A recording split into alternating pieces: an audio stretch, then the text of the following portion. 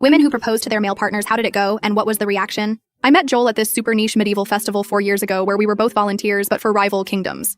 I was helping with archery demonstrations for the Northern Realm, and he was a knight for the Southern Kingdom. On the final day, during this big choreographed battle, I was supposed to shoot him with a foam arrow to knock him out.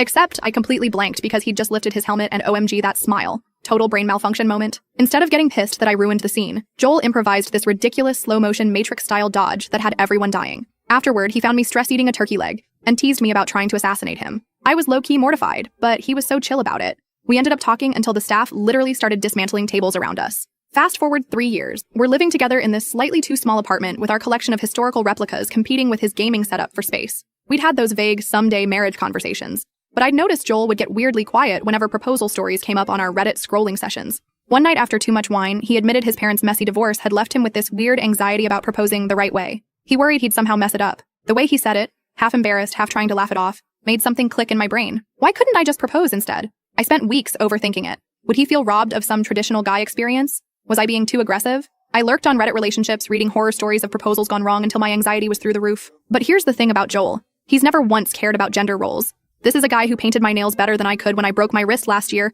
but also built our entertainment center from scratch. We've always taken turns being the brave one when the other person is freaking out. So I made a plan to propose on our anniversary. I contacted the medieval festival organizers, low-key expecting them to ignore me, but they were surprisingly into it.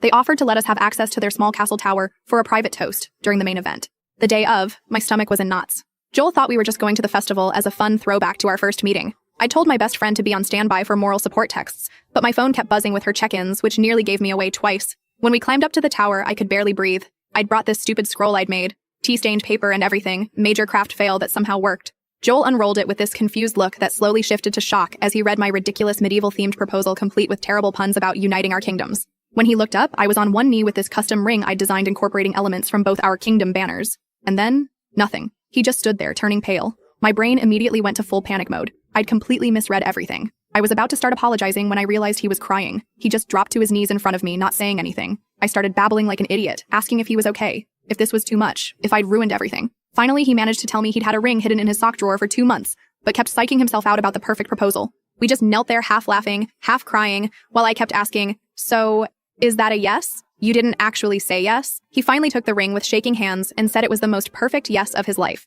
The reactions have been interesting. His gamer friends think it's the coolest thing ever.